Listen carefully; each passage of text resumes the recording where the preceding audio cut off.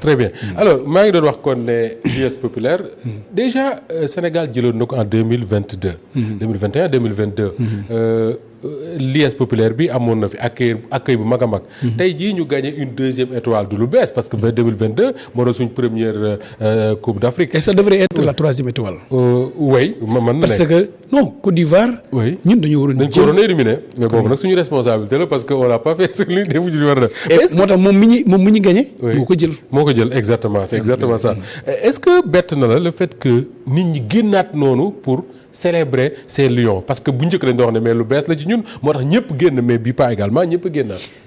xam nga bu fekkoon lions yi dañ fi egsi woon 9h. nga xam kon aéroport la leen di doomu aadama yi di teeroo ba palais présidentiel. oui mais on a été là-bas d'abord ñoo njëkkoon a wax ni 14h la ñuy egsi. finalement donc astafurlah 16h parce que man boo maa ngi mbir ki laan ñu woo ma. yow le président Ayib dafay wooyee ne ma on doit accueillir. le bureau de l'Assemblée nationale.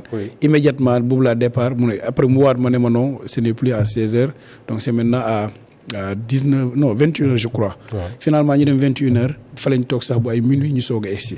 mais bu fekkoon tey c'était à 9h à partir de l'aéroport Blaise Diagne Diass la leen di ñi teeroo bo palais présidentiel. di fàttali ne wàcc ñu Dakar parce que y avait l'appel des Layènes le même jour. merci beaucoup moo tax parce que pour won la ne askan bi ñoom ñoo téye maanaam li ñuy wax la cette fibre patriotique bëgg sa réew bëgg sa drapeau dafa am solo te ñun Sénégal dañoo yàgg sonn ci football yàgg ñu ñuy nax ci football. dëgg la xam nga aujourd'hui bu ñu la nee quelqu'un comme Bokandé yal na ko yàlla yërëm musul jël coupe d'Afrique.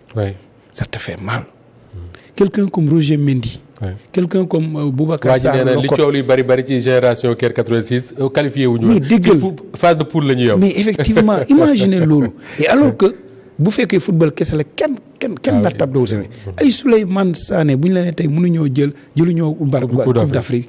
donc ça te fait mal. donc la génération de El Hadji Diouf après. mais loolu cela montre une chose mooy comme li Omar Pène doon wax football ci réew ci club yi lañ koy ràññee. su club yi baaxee rek équipe nationale bi dëgër. parce que biñ ñëwee commencé am une élite de formation. oui les écoles de formation les centres de formation. Jàmbaar génération foot gis nga nañu wante dëgg amateurisme dafa war a jeex.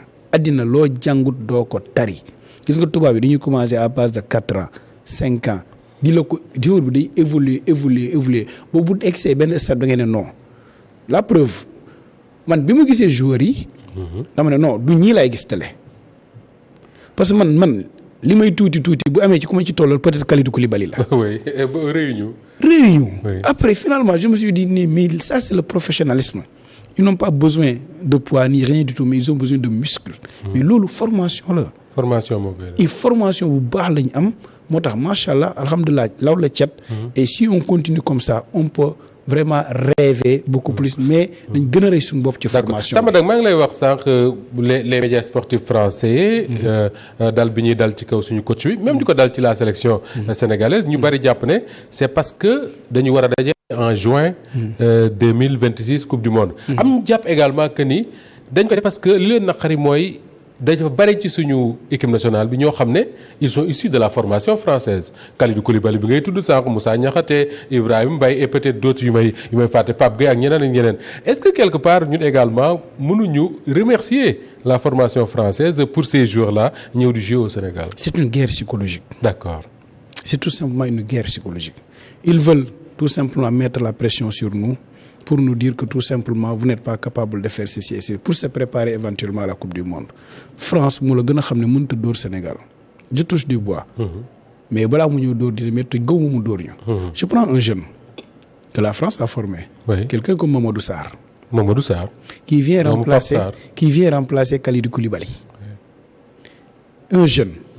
qu'on n'a jamais vu. 20 ans, 21 ans. Qu'on n'a jamais vu. Qu'on demande de remplacer le capitaine de l'équipe nationale du Sénégal au cœur d'une demi-finale. Contre l'Égypte.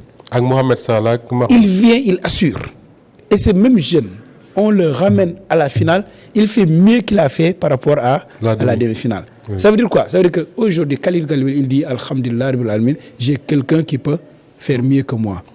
J'ai un successeur. Il dit j'ai quelqu'un qui peut faire mieux que moi. Et il est jeune et a été formé par la France. Qui ne rêve pas d'avoir Ibrahima Mbaye? Qui ne rêve pas d'avoir Mamadou Sarr? Qui ne rêve pas d'avoir Moussa Niakhaté, Iliman Ndiaye. Donc alhamdulilah ça bu yeboo ñu teg ko ci suuf jox naa la ko léegi. Complexe d'infériorité boobu jeex na. Alors li waa ji waxoon li seen mbokk journaliste bi waxoon mu ne koo xamal lettre moom xamal na la journal. France bu ñu waxalee suñu lettre. xamante nañ. alors te France ñu bari dañuy wax ne musul dóor Sénégal wala lim ko waxee on verra. Alors il y a la liesse populaire mooy sargal bi nga xam ne population yi ñoom sargal nañ ko Lions yi. La République également sargal na Lions yi. Président de la République recevoir na leen réunir toute la classe politique jox leen ay récompense récompense yi bokk na ci 75 millions de francs CFA. benn jour bu nekk ñu jox la 1500 mètres carrés fële ci Petite Côte d'abord 1500 mètres carrés Samba Dang ana moom ku ma ko laaj ci ngoon mu xaw ma tikkee de un peu 1500 mètres carrés c'est 10 parcelles de 150 mètres carrés. fukki kër la. non attends. est-ce que président xawul juum foofu aussi. non xam nga. man la décision présidentielle du ma ko commenter. xam nga lu tax parce que j'ai pas les mêmes éléments que lui pour def. D'accord. Ensuite le président ne prend pas une décision présidentielle il prend une décision de la République. oui qui connaît la République xam ne lépp lu président jël balaa ma koy jël c'est toute la République ñoo ñëw taxaw gëstu ko xalaat ko teg ko. d'accord. Je prends un exemple. Prenons aujourd'hui la promotion touristique. Tout simplement. Si on voudrait faire une promotion touristique avec des gens qui peuvent investir de l'argent. Parce que mën nañ investir ñoom. Mën nañ investir. Faire une promotion sur la Petite Côte. Faire beaucoup de promotion touristique. Lu mel ni ay hôtel. Lu mel ni ay résidence ay salles de séminaire ainsi de suite ainsi de suite. Mais c'est une occasion. Ça c'est un. Deuxièmement, prenons Sadio Mané. Li mu def Bambali. C'est 10 fois ce qu'on lui a donné. Li mu def Bambali kese. Centre de santé. Lycée. Stade. Station. Donc kooku boo ko joxoon tey 1500 mètres carrés c'est parce que tu lui as dit donc de rentabiliser ça pour le peuple sénégalais pour le pays man gis-gis boobu laa ci am. D'accord mën na nekk. mais mën nañ ko ci am. vraiment amu ci beneen gis-gis parce que man Samba Dang décision bi may jël loolu man Samba Dang la mais le président de la République décision bi muy jël c'est une décision de la République sénégalaise. ku xam République xam ne ñëpp ay ñëw toog. lan la ñu war a def ñu ne def leen lii def leen lii def leen lii est-ce que bu ñu defee lii est-ce que bu ñu defee lii est-ce que bu ñu defee lii est-ce que ñu calculer xalaat ne lii baax nañ ko def et su boobaa nous tous on se range derrière cette décision. Alors su fekkee ne c'est une décision de la République ñëppay ñëw toog ñu xalaat ni mu gën a ñu def ko on peut dire que la République n'a pas trop réfléchi quand même Samba Dang su fekkee ne li Diomaye Faye def nii c'est ce que Macky Sall avait fait xëy na millions yi la yokk ak mètres carrés yi mais Macky Sall également bi ñu jëlee coupe bi ñëw dafa ne ku nekk naa la jox 50 millions jox la benn terrain. mooy li ñu déggaat. Maintenant est-ce que. Oui. On s'est demandé on s'est posé la question ñoom lu ñu indi. waaw est-ce que on s'est posé la question ñoom sëriñ bi ñu indi parce que trophée bi boo ko jëlee ñaata milliards la.